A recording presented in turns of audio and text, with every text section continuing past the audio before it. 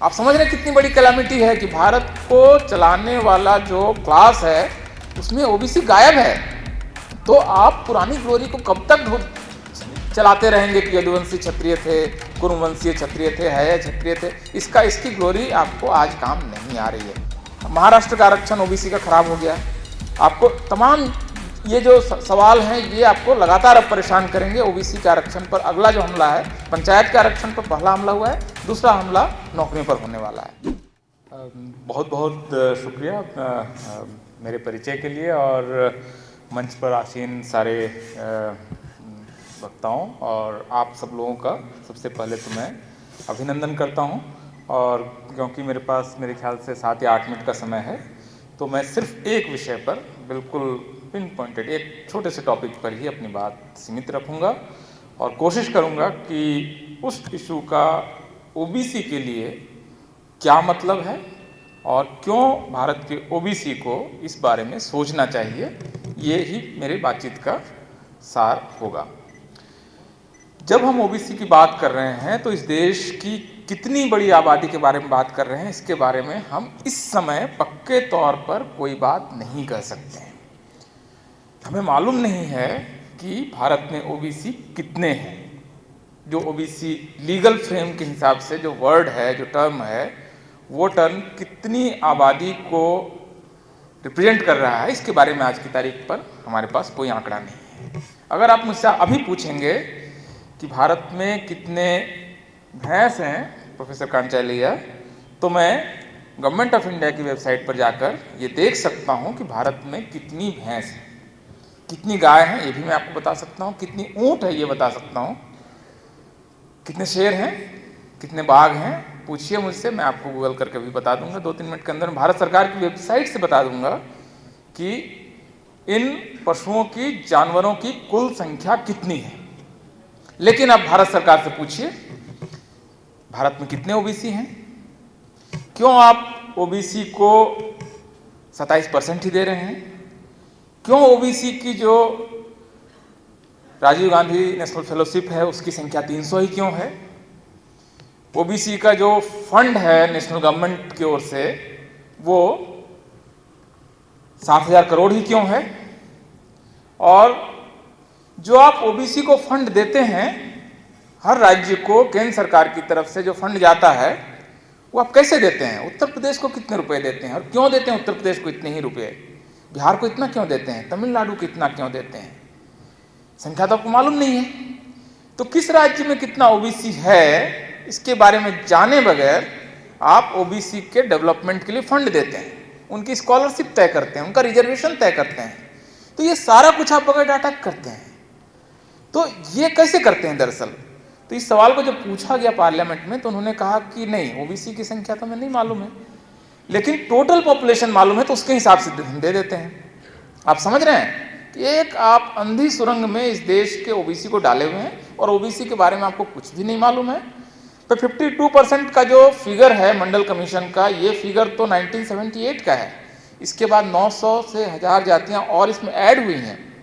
और मान लीजिए कि ग्रामीण जातियां हैं तो इनकी आबादी तेजी से बढ़ी होगी। तो आज की तारीख में एक मोटा अनुमान आप लगा सकते हैं कि 60% के आसपास पॉपुलेशन इस देश की ओबीसी की है। अब ओबीसी की पॉपुलेशन अगर 60% है तो नॉर्मेटिव आइडिया ये है कि देश की संपदा में, देश चलाने वालों में, एकेडमिया में, यूनिवर्सिटीज़ में, न्यायपालिकाओं में, ब्यूरोक्रेसी में 60% के आसपास ओबीसी होने चाहिए, क्योंकि इस देश को बनाने का ठेका किसी खास जाति को भारत के संविधान निर्माताओं ने नहीं दिया है। तो 60% पॉपुलेशन की अगर 60% हिस्सेदारी होनी चाहिए तो मैं आपको एक छोटा सा, आप अगर स्टडी करना चाहें तो आप जहाँ पर अभी बैठे हुए हैं यहाँ से 4-5 किलोमीटर के दायरे में भारत का जो क्रीम है, जो भारत को चलाता है, वो मौजूद है। यह इसमें आपको सारे मंत्री होंगे, सारे टॉप ब्यूरोक्रेट्स होंगे, सारे जुडिशरी के बड़े लोग होंगे, सारे महत्वपूर्ण लोग इसी 4-5 किलोमीटर के दायरे में भारत के लोग, भारत को जो चलाते हैं वो हैं। और अगर आप इसमें देखेंगे तो सिर्फ पॉलिटिक्स अकेला क्षेत्र है जिसमें ओबीसी की थोड़ी बहुत हिस्सेदारी है, बाकी क्षेत्रों में ओबीसी मिसिंग है। आप समझ रहे हैं कितनी बड़ी कैलामिटी है कि भारत को चलाने वाला जो क्लास है उसमें ओबीसी गायब है।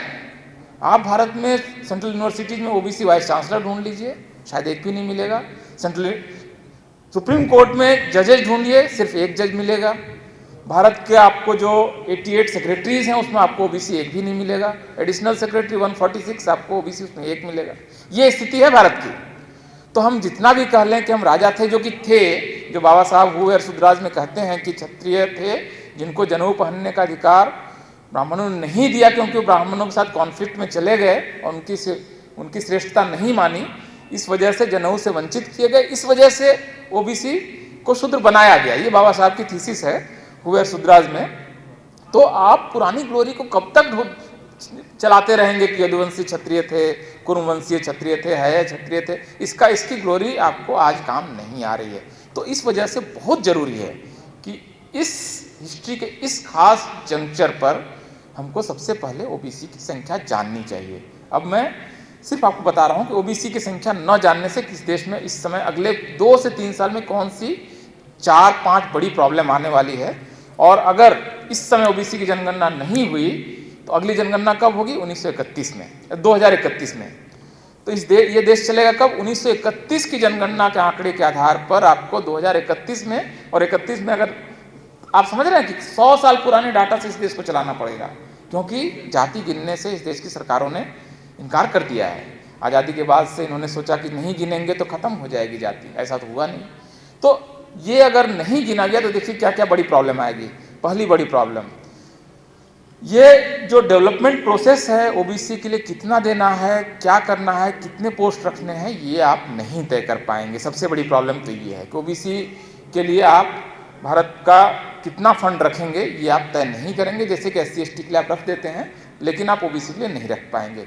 दूसरी बड़ी प्रॉब्लम, इस देश की हर न्यायपालिका आज की तारीख में डाटा मांग रही है। ओबीसी का आरक्षण मध्य प्रदेश में खत्म हो गया, डाटा कहाँ है? डाटा नहीं है सर, तो डाटा तो केंद्र सरकार के पास है। केंद्र सरकार ने कहा हमारा डाटा तो खराब हो गया है 2011 का, तो हम डाटा नहीं देंगे। लोगों ने कहा कि सुप्रीम कोर्ट से आप ऑर्डर कर दीजिए कास्ट सेंसस के लिए, उन्होंने कहा नहीं करेंगे। तो डाटा नहीं है इसलिए रिजर्वेशन नहीं मिलेगा, लेकिन डाटा हम मांगेंगे भी नहीं केंद्र सरकार से। ये स्थिति है। महाराष्ट्र का आरक्षण ओबीसी का खराब हो गया। आपको तमाम ये जो सवाल हैं ये आपको लगातार अब परेशान करेंगे। ओबीसी के आरक्षण पर अगला जो हमला है, पंचायत के आरक्षण पर पहला हमला हुआ है, दूसरा हमला नौकरियों पर होने वाला है। तत्काल एक्ट करने की जरूरत है। इस बार अगर जाति जनगणना नहीं होती है तो भारत के ओबीसी को ऐलान कर देना चाहिए कि हम जनगणना में हिस्सा नहीं लेंगे। जनगणना कर्मी अगर हमारे घर पर आएगा, हमको हो सकता है चाय पिला दें, लेकिन आप हमारा डाटा नहीं ले सकते हैं, क्योंकि आप हमारा डाटा कलेक्ट ही नहीं कर रहे हैं। आप हमारे देश में, हमारे घर में कितनी गाय है ये पूछ के जा रहे हैं, लेकिन हम कौन है ये नहीं पूछ रहे हैं। तो आपको पहचान ही नहीं रहे हैं, हम आप हमको आइडेंटिफाई नहीं कर रहे हैं और हमारे लिए पॉलिसी बना रहे हैं। तो ये रिजेक्ट करना पड़ेगा। तीसरा बड़ा सवाल जो आ रहा है कि बहुत सारी जातियां इस समय ओबीसी में इंक्लूड होने के लिए छटपटा रही हैं, आंदोलन कर रही हैं, बड़े बड़े आंदोलन हुए और हर आंदोलन में गोली चलती है। हर आंदोलन में, जाट आंदोलन का सवाल हो तब गोली चली, कपू आंदोलन में ट्रेन जला, महाराष्ट्र में इतना बड़ा मराठा आंदोलन हो रहा है, पाटीदार आंदोलन में गोलियां चली, 13-13, 14-14 लोग मर जा रहे हैं। क्यों हो रहा है ये? क्योंकि केंद्र सरकार उनको ये नहीं कह रही है कि X या Y जाति आपकी टोटल संख्या इतनी है, आप सरकारी नौकरियों में इतने हैं, शिक्षा में आपकी ये स्थिति है, हम आपको आरक्षण देंगे या नहीं देंगे इस आधार पर तय कर रहे हैं। आप क्या करते हैं? सरकार के पास आंकड़ा है नहीं, सरकार की बाह मरोड़ने की कोशिश आंदोलनकारी करते हैं, सरकार गोली चलाती है। ये मॉडल है। इस समय इस प्रॉब्लम को रिजॉल्व करने का भारत सरकार ने ये मॉडल लिया है, आंदोलन होगा हम गोली चलाएंगे। जाटों के आंदोलन पर गोली चला दी इन्होंने। तो ये सवाल भी तभी हल होगा जब आपके पास डाटा होगा। आप जाटों को कह सकते हैं देखिए आपकी पॉपुलेशन इतनी है, सरकारी नौकरी में आपकी हिस्सेदारी इतनी ऑलरेडी हो चुकी है, हम आपको आरक्षण नहीं देंगे, या देंगे आप बहुत कम है। ये दोनों सिचुएशन आप तभी रिजॉल्व कर सकते हैं जब आपके पास डाटा हो। एक एक आंदोलन में 10-10 हज़ार करोड़ का नुकसान होता है, ट्रेनें रुकती हैं, ट्रेनें जलाई जाती हैं, दुकानें जलाई जा रही हैं। तो ये आप क्या देश को जाति युद्ध की तरफ ले जाना चाहते हैं, या साइंटिफिक तरीके से डाटा के बेसिस पर आप इन इश्यूज को रिजॉल्व करना चाहते हैं? सरकार को ये तय करना है। तो ये आपको तीसरा बड़ा सवाल आ रहा है। और चौथा बड़ा सवाल मेरे ख्याल से ये है कि अगर ओबीसी को लेकर आपको एक फ्रेम में जाना है कि आप क्या करना चाहते हैं, तो आपको एक बेसिक उनका डाटा कलेक्ट कीजिए, क्योंकि अब जुडिशरी आपको बहुत परेशान कर रही है। जुडिशरी का जो स्ट्रक्चर आप जानते हैं, आप जानते हैं कि लालू यादव जो चारा घोटाले के केस के बाद डिस्प्रोपोर्शनेट एसेट केस में बरी कर दिए गए कि उन्होंने कोई करप्शन नहीं किया, कोई पैसा उनके पास एक्स्ट्रा एक भी पैसा ऐसा नहीं है, सारा पैसा जो था उसका उन्होंने हिसाब दे दिया। अब एक कोर्ट ने कहा कि नहीं, आप लेकिन प्रदेश के मुख्यमंत्री थे, आपके दौरान करप्शन हुआ, तो आप कॉन्स्पिरेसी में हिस्सेदार हैं, इसलिए आपको सजा दे देते हैं। सजा हो गई, पार हो गया टाइम। इसके बाद अरुण मिश्रा आते हैं, एक कोर्ट में केस खुलता है और कहते हैं नहीं, ये ऐसा नहीं होगा। जैसे आप कल्पना कीजिए कि एक चोर घर में घुसा और 5 बक्से ले गया, तो एक केस होता है। उन्होंने कहा नहीं नहीं, जितने जिले से कलेक्ट्रेट से पैसा निकला है सब अलग अलग केस है। अब अगर हर केस में सजा सुनाई जाएगी तो लालू यादव को इस देश में कम से कम 400 साल की सजा होगी। ऐसा सुना है कहीं आपने? डबल जेओपार्डी होता है ना, कि एक अपराध के लिए आप दूसरी बार दंडित नहीं कर सकते हैं, लेकिन अरुण मिश्रा ने कर दिया। अरुण मिश्रा को रिटायरमेंट के बाद नेशनल ह्यूमन राइट कमीशन का चेयरमैन बना के पुरस्कृत कर दिया गया। इस तरह से देश चल रहा है, वहाँ पर ओबीसी आरक्षण लगातार खतरे में रहेगा अगर डाटा नहीं रहेगा। इसलिए मैं आपसे गुजारिश करता हूँ और मंच से भी कहता हूँ और सारे लोगों से कह रहा हूँ कि आप सिंगल पॉइंट एजेंडा, अगर कोई एक एजेंडा आपके लिए इंपॉर्टेंट है तो वो एजेंडा इस समय कास्ट सेंसस का है। ये नेशन बिल्डिंग का एजेंडा है, क्योंकि ये भारत के 60% ओबीसी को हक, अधिकार, एजुकेशन, बैंक लोन में हिस्सेदारी। बैंक लोन आप देखिए ना, 11 लाख करोड़ रुपए मोदी शासन में एनपीए हो गया। एनपीए हो गया मतलब उद्योगपतियों ने ले लिए। क्या इसमें से एक भी रुपया ओबीसी के पास गया? Sorry, I am so sorry. ठीक है, तो मेरे ख्याल से आप इस पर विचार कीजिए कि ओबीसी सेंसस को इस बार कैसे कराना है, और अगर नहीं होता है कास्ट सेंसस तो हमको सेंसस का बहिष्कार कर देना चाहिए। इसका हमारे पास डेमोक्रेटिक राइट है कि हम आपके सेंसस में पार्टिसिपेट नहीं करेंगे, क्योंकि आप हमको आइडेंटिफाई ही नहीं कर रहे, पहचान ही नहीं रहे। पहचानेगा तब ना इज्जत करते हैं। हम किसी को बुलाते हैं घर में, चाय पिलाते हैं, पहले तो पहचानते हैं ना कुछ देने से पहले।